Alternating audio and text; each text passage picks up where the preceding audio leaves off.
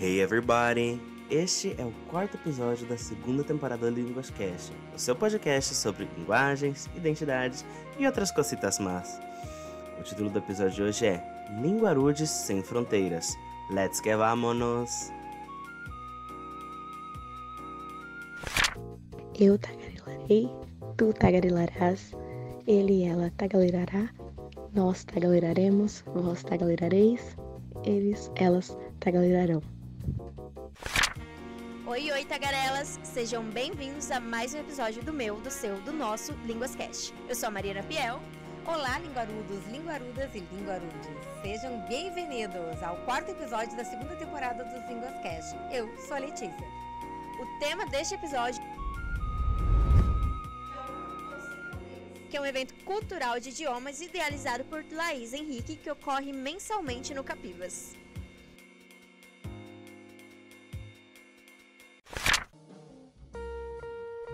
Agora vamos falar com a Laís Henrique, que é idealizadora e organizadora do evento. Oi, Laís, fala pra gente com o que você trabalha e onde. Eu sou professora de inglês, eu trabalho no estado como professora e é isso. Laís, a gente gostaria de saber como que você pensou no evento e como foi o processo de organização dele. Se foi difícil, como pensou no espaço, que tipo de planejamento você precisou fazer?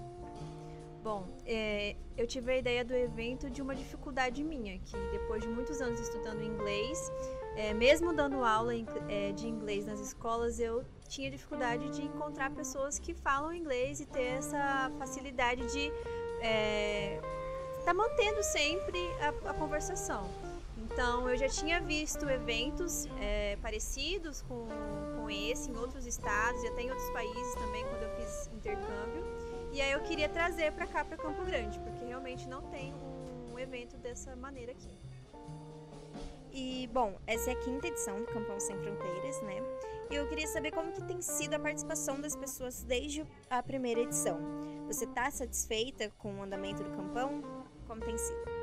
Bom, na primeira edição, obviamente, como era uma novidade, veio mais gente, mas eu sinto que as pessoas que vêm nas edições que vai passando são sempre as mesmas, né? Traz um amigo, traz um outro conhecido, algumas pessoas que vêm para conhecer, mas ficam com vergonha um pouco de conversar, mas sempre eu estou satisfeita com o público.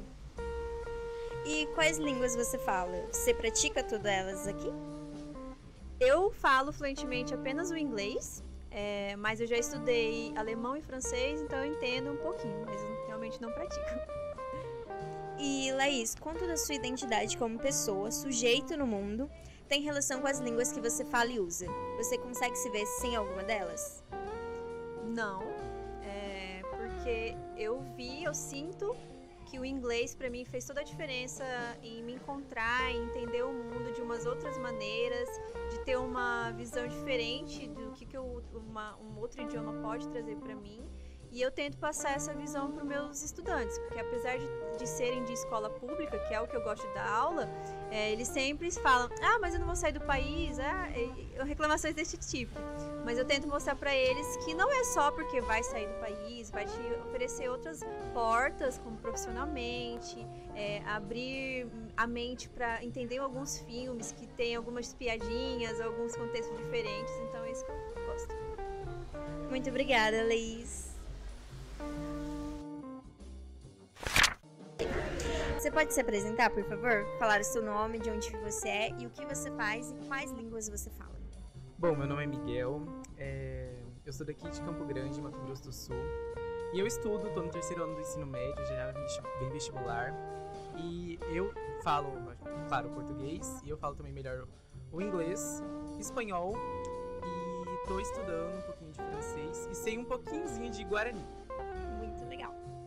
Miguel, é a primeira vez que você participa do evento ou você já esteve aqui outras vezes? Como que você ficou sabendo do evento e o que te motiva a vir daqui? Bom, eu fiquei sabendo do evento pela minha professora Laís, ela era minha professora de inglês na minha escola, e eu acho que o estudo por outras línguas é algo que me motiva bastante, porque eu acho que a língua e a linguagem em si é algo que me faz conectar com outras culturas, outros jeitos de pensar. E acho que basicamente é isso. É a segunda vez que eu venho aqui e tá bem diferente do que da primeira vez e tá sendo bem interessante, tão bom quanto a primeira. A sua participação no evento tem tido algum resultado ou efeito no uso da língua que você vem aqui praticar? Você sente que isso tem te ajudado? Com certeza, principalmente na questão da conversação, porque quando a gente consegue colocar em prática, é maravilhoso. A presença de eventos como esse é essencial. Miguel, quanto da sua identidade como pessoa, sujeito no mundo, tem relação com as línguas que você fala e usa? Você consegue se ver sem alguma delas? Nossa, eu acredito que não.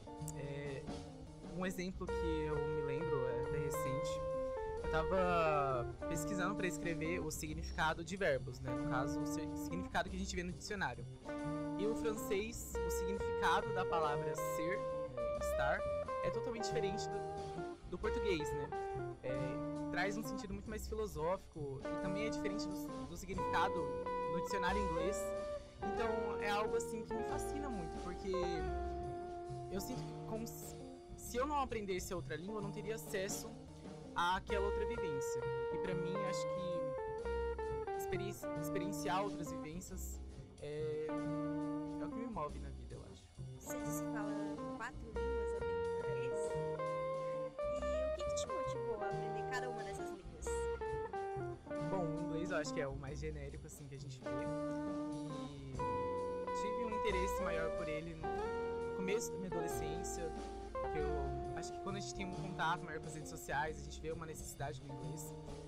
O espanhol e o guarani, que eu sei bem pouquinho, principalmente por causa da minha família materna, que é do Paraguai. Meu avô, ele fala espanhol e guarani, então eu sempre tive um interesse assim por essas línguas. Então, em casa assim, eu tinha um contato um pouquinho com o espanhol, assim. O guarani nem tanto, que é mais meu avô que fala, só que é sempre algo muito curioso pra mim. E o francês, eu acho que eu tô aprendendo recentemente, e acho que para aumentar, expandir o meu vocabulário de alguma forma, a minha vivência mesmo, porque eu tenho contato com uma outra cultura e quando eu sei a cultura, a língua daquela cultura, eu consigo me conectar melhor com o que eu tô consumindo. Muito obrigada, Miguel. Você pode, por favor, se apresentar pra gente, falar o seu nome, de onde você é e o que você faz e quais as línguas que você fala? Olá, tudo bem, pessoal? Miguel Ángel Salcedo Aguilar por aqui. Eu sou um chileno, né, que moro no Brasil já há mais de uma década, então falo espanhol, é a minha língua nativa. Aí a minha segunda língua foi inglês, depois aprendi francês e vim no Brasil para aprender português, daquele jeito que vocês estão ouvindo, e agora estudo italiano há um ano e um pouquinho mais. E é a primeira vez que você vem aqui no evento ou você já veio outras vezes? Já vim. Eu, na verdade, super gostei, mas eu trabalho como guia turístico, então é meio incompatível, não consigo prestigiar sempre, mas me encantou, assim, foi muito legal, foi bacana, então sempre consigo encaixar na agenda, eu apareço por aqui. E como que você ficou sabendo dele a primeira vez e o que sempre que te dá vontade, que te motiva a vir de novo? Então, eu participo do clube de conversação com o Luc, né, de francês, e aí ele divulgou, aí eu fiquei sabendo, e depois segui o Insta do Capio. Monitor de francês, né? Isso, o Luc é um francês que veio dar aula aqui de francês no Brasil, né? E, bom, eu amo pessoas que gostam de idiomas, né, que tem essa mentalidade aberta, de conhecer pessoas, é uma vibe muito bacana, por isso que eu venho, na verdade, para interagir com pessoas, né, com uma energia parecida. Ai, que legal. E a tua participação no evento tem tido algum efeito no uso das línguas que tu acaba vindo para cá para praticar? Tipo, essas que tu tá começando agora, se muda a tua relação com elas e o uso delas também? Então, a minha ideia é justamente vir para tentar achar alguém que fale italiano e praticar, né? É a língua que estou desenvolvendo, então faz muito sentido praticar ela, né? E as outras, na verdade, com o meu trabalho eu consigo praticar todo o tempo todo, né? Mas italiano é o meu objetivo, ir a soltar a língua. Pretendo por causa do italiano mais. Eu pretendo gente já vai para nossa última pergunta, que é: quanto da tua identidade como pessoa, como sujeito no mundo, tem relação com as línguas que tu fala e tu usa? E se você consegue se ver em algumas dessas línguas que tu fala e usa? Interessante. Na verdade, eu sou meio estranho, né? Quando eu volto para o Chile, por exemplo, o pessoal me pergunta de onde que eu sou, né? Os locais. Então é meio que perder um pouco a identidade, querendo ou não. Mas isso te faz também ter uma percepção de portas abertas, né? De você conseguir se sentir de certa forma cidadão do mundo. Então é uma ferramenta e tanto, né? Porém tem essa questão de um pouco ficar no limbo, né? No sentido de talvez perder um pouco essa identidade chilena. Mas eu não sei como que me vejo sem língua agora, até porque eu trabalho com isso, né? Então é uma ferramenta para mim e sem ela não poderia fazer o trabalho que eu amo tanto, né? Que é ser guia turístico. Então realmente eu não me vejo mais nessas línguas. Muito obrigada, Miguel, pela tua participação. Você pode se apresentar pra gente, por favor, falar o seu nome, de onde você é, o que você faz e quais as línguas que você fala? Me chamo Marton, eu sou de Recife, eu sou programador e eu falo português, inglês, espanhol, entendo um pouquinho de francês, estou estudando chinês e falo esperanto. Esperanto, Marton, fala um pouquinho pra gente, onde que se fala esperanto? Como é que é a história dessa língua aí? Esperanto foi uma língua planejada por um cirurgião lá na antiga Polônia e ele criou um idioma justamente para poder unificar várias populações diferentes, várias etnias. Ele achava que os conflitos que se davam naquela época eram por conta do mau entendimento. E aí é uma língua que usa um pouquinho de cada idioma e tem uma gramática super simples e com o intuito de ser uma língua usada como segunda língua para a comunicação internacional. Tem muita gente que fala Esperanto no mundo e no Brasil? Por incrível que pareça, tem, assim. Por mais que você ache que não, você não conhece ninguém que fala, tem muita gente que fala. Eu não sei aqui exatamente em Campo Grande, mas com certeza deve ter gente que fala Esperanto. Eu consigo viajar, consigo encontrar gente que fala o idioma. E tem uma coisa bem legal, a gente consegue se hospedar na casa dessas pessoas simplesmente pelo fato de falar Esperanto. Meio que é uma comunidade, assim. Legal. Sim. Legal. E assim, eu esqueci de responder a primeira pergunta. Onde é que se fala Esperanto? Não tem exatamente um local, sabe? Não tem exatamente um ponto. Não é uma língua nacional como é o inglês e o português. É uma língua que é espalhada assim geograficamente pelo mundo. Legal. E tu falou que tu viaja bastante, pelo jeito, assim, né? Que tu tá. E dessas tuas viagens, assim, e das línguas que tu fala, alguma é mais difícil dessa prática de ir viajando? O que tu observa disso? Assim? Até o momento só viajei por países que falam espanhol ou português, assim, algumas línguas indígenas também, mas eu não falo nenhuma, infelizmente. O espanhol, às vezes, por mais semelhante que seja com o português, às vezes dá um pouco de cabeça, porque você está num país que tem um sotaque muito específico. Eu estava no Chile agora, e eu sofri um pouquinho. Na Venezuela também sofri, mas enfim. Depois de um tempo, assim, você se acostuma, né? Uma semana você acaba pegando um jeito, entendendo como é que funciona. Bom, e é a primeira vez que você participa, que você vem aqui no evento? E como que você ficou sabendo dele, se é a primeira vez? Sim, inclusive a primeira vez aqui em Campo Grande. Nunca tinha vindo pra outra cidade centro-oeste que não fosse o Brasil. E eu tô hospedado na casa do Lucas Leck. Ele falou, vai ter um evento de idiomas lá, vamos lá, junto com todo mundo e tô curtindo muito aqui. É legal. Só pra explicar, gente, o Lucas Leck, ele já fez parte do LinguasCast e ele é um dos monitores de italiano, de francês, de inglês daqui do Campão Sem Fronteiras, né? E a tua participação, essa pergunta aqui eu vou mudar ela um pouco, mas essas viagens que tu faz, elas mudam a relação que tu tem com os idiomas que tu fala? Em que perspectiva elas fazem isso, se elas mudam? Com certeza. Assim, eu nunca fui fãzão assim, do espanhol, mas só que a partir do momento que eu comecei a viajar, assim, os países aqui ao lado tem um acesso mais fácil, né? Eu comecei a me identificar um pouco mais com o espanhol e falar com muito gosto. Assim, é diferente do inglês, que até o momento que fui pra nenhum país que fala inglês, eu não tenho tanta conexão. E tem outra coisa também sobre essas línguas que são indígenas. Eu estava agora há pouco na Bolívia e ouvi o pessoal falando em Quechua.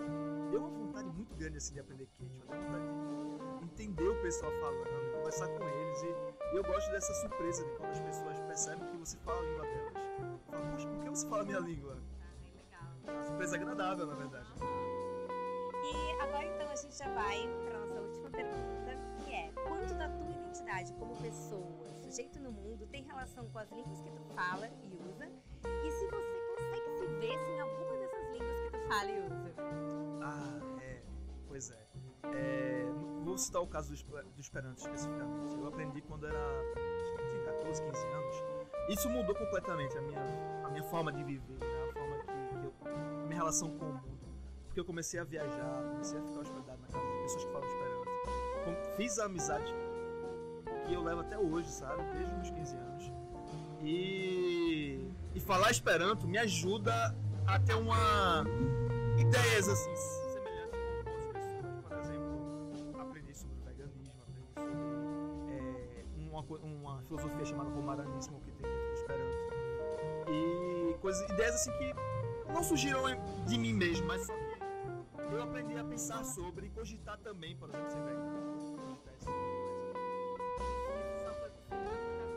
Sim, exatamente. Quando você aprende um idioma, você não só aprende um idioma. Se você aprende um idioma nacional, você é ligado um pouco à cultura daquele país.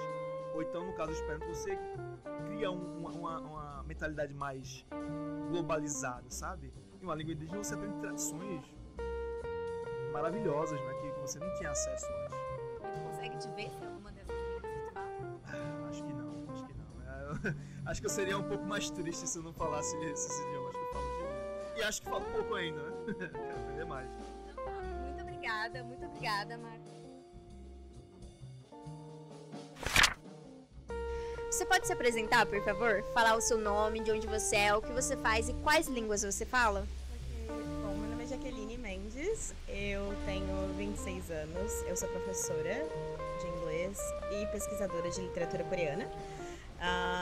E os idiomas que eu falo são português, minha língua nativa, inglês, coreano e eu arranho francês e espanhol, dois, do básico do básico. É a primeira vez que você participa do evento ou você vem sempre aqui? Como você ficou sabendo? O que te traz aqui? Okay. Bom, eu conheci o evento graças a Letícia Carriconde, que é monitora desde o primeiro evento de língua espanhola. E aí no primeiro evento eu vim como participante apenas, não tinha língua coreana, então eu vim só com a bandeirinha do inglês. Não, eu botei espanhol também. Eu era aluna de espanhol, eu botei espanhol também. Mas a partir do segundo encontro eu me ofereci para adicionar a língua coreana no evento e aí eu tenho vindo em todas as edições desde então. A quarta? É a quarta já, né? Quinta? É quinta. A sua participação no evento tem tido algum efeito no uso da língua que você vem aqui praticar? Bom, eu tenho sempre em contato com o inglês e eu pratico todos os dias, mas eu acho que ajudar outras pessoas com português tem tido um impacto bom, a troca em questão da língua nativa. E também o coreano é extremamente raro que a gente tenha participantes, mas fazer, por exemplo, a integração de aspectos culturais, mesmo daqueles que ainda não estão em um nível que eles conseguem conversar comigo, mas fazer essa troca cultural, falar sobre aspectos históricos, aspectos literários, né? Porque eu estudo literatura e eu tenho um clube do livro também, então algumas pessoas me conhecem por causa do clube do livro de literatura coreana e vêm aqui, então elas não conseguem conversar na língua ainda, mas a gente tem essa troca, que é um aspecto cultural que eu acredito ser extremamente importante para quem está estudando, né? E sim, eu fiz algumas amizades que têm o coreano como uma língua assim, de nível intermediário e que fazia muito tempo que eu não conseguia praticar, então é um momento em que eu fico transbordando de alegria. Eu também fico muito feliz em ajudar quem está iniciando e não tem outra oportunidade de praticar fora daqui, ou só estuda online, e aí, tipo, uma vez por mês a gente troca algumas interações, é, tipo, extremamente gratificante. Assim. Jaqueline, quanto da sua identidade como pessoa, sujeito no mundo, tem relação com as línguas que você fala e usa. Você consegue se ver sem alguma delas? Não. Eu acho que eu não consigo me ver sem nenhuma das línguas que eu falo. Eu seria, tipo, um quebra-cabeça incompleto. Sem o coreano, sem o inglês. Na verdade, eu acho que a minha relação com línguas vai estar extremamente ligada ao meu conceito identitário. Assim, eu... Não só por ser meu trabalho, mas também por questões de apego emocional e questões acadêmicas também, que envolvem as línguas que eu falo. E como eu tô sempre mudando entre uma e outra, e eu tenho algumas dificuldades de comunicação, por exemplo, enfim, devido a diagnósticos. E é um pouco difícil para mim me comunicar em certos aspectos e às vezes até na minha própria língua materna. E aí ter aprendido outras expressões e outras maneiras culturais de expressar e conviver com pessoas que têm normas sociais ligadas à língua que são diferentes, assim, do que eu cresci, o que foi inscrito como um manual de instruções, assim, facilita pra mim, me deixa mais maleável, faz com que eu me sinta mais confortável e transite também entre essas diferentes personalidades, essas diferentes línguas, assim. Então, é extremamente importante pra mim. Se eu, por exemplo, não puder falar inglês, que era o que eu tava com medo antes de começar, porque eu tava dando aula, então eu pensei, meu português vai falhar. Se eu não puder, tipo, mesclar uma língua e outra, eu normalmente acho que eu não vou conseguir me expressar tão bem. Ou até o coreano sai de maneira natural e eu não seria a Jaqueline sem essas línguas. Muito obrigada. Você pode se apresentar pra gente, por favor, falar o seu nome, de onde você é, o que você faz e quais são as línguas que você fala? Claro, meu nome é Bianca, eu sou natural de São Paulo, né? Tô aqui em Campo Grande há 7 anos. Eu falo Libras, um pouco de inglês e português, né? E é a primeira vez que você participa do evento ou você vem sempre? Eu sempre tô no evento, é a minha 5ª edição, eu faço questão de vir todas as vezes. E o que te traz aqui todas essas vezes? A variedade de línguas, né, me interessa bastante. O interesse por estar sempre conversando, sempre praticando, isso me chama bastante atenção. E quais são as línguas que você fala mesmo? Você já falou, né? Libras, um pouco de inglês e português, né? E eu tô vendo aqui que tu é da equipe também, né? E o grupo de Libras, ele é bem grande aqui quando ele vem, que ele participa? Como que ele é numeroso? Qual é a participação?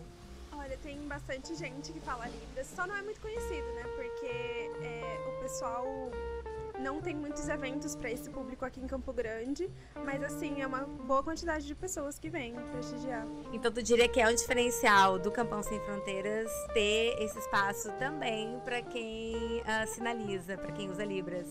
Com certeza, é muito importante para a comunidade surda ter esse tipo de evento, né? E a tua participação no evento tem tido algum efeito no uso que tu faz da Libras? Tipo, tu acha que tu tá mais fluente? Quais são as diferenças que tu vê, já que é a tua 5ª edição, né? Ajuda muito no dia a dia, né? As experiências, o contato que a gente tem com o público da comunidade surda, para desenvolver a sinalização, né? Porque a sinalização nada mais é do que prática, né? Então ajuda bastante. E quanto da tua identidade como pessoa, como sujeito no mundo, tem relação com as línguas que você fala e você usa? E se você consegue se ver sem alguma das línguas, né, que você fala e usa? Olha, desde que eu comecei a aprender Libras, foi uma língua que me pegou bastante, justamente porque a Libras ela é a língua brasileira de sinais, né? Ela é a nossa 2ª língua. E apesar de ela ser a nossa 2ª língua, ela não é muito conhecida no Brasil, né? E trazer isso, essa inclusão para as pessoas que não conseguem conversar com a gente só por meio da sinalização, foi muito importante nesse processo de me enxergar como pessoa, né? Como brasileira. Ai, que legal. Muito obrigada, Bianca.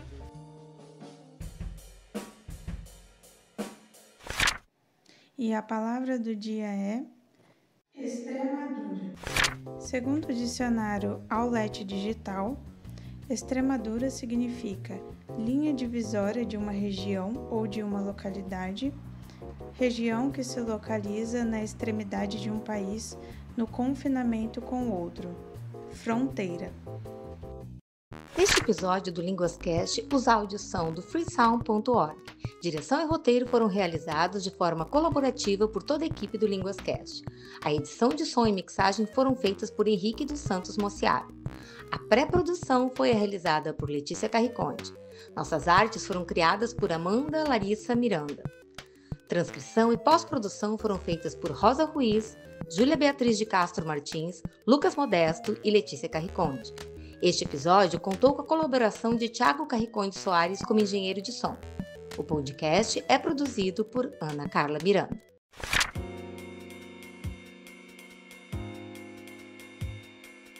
Este é o terceiro ano do LínguasCast. Você pode escutar as temporadas anteriores e todos os episódios desta no Spotify ou no YouTube, pelo canal LínguasCast. Não deixe de nos seguir no Instagram, @linguas.cast. A transcrição deste episódio pode ser acessada em linguascast.blogspot.com.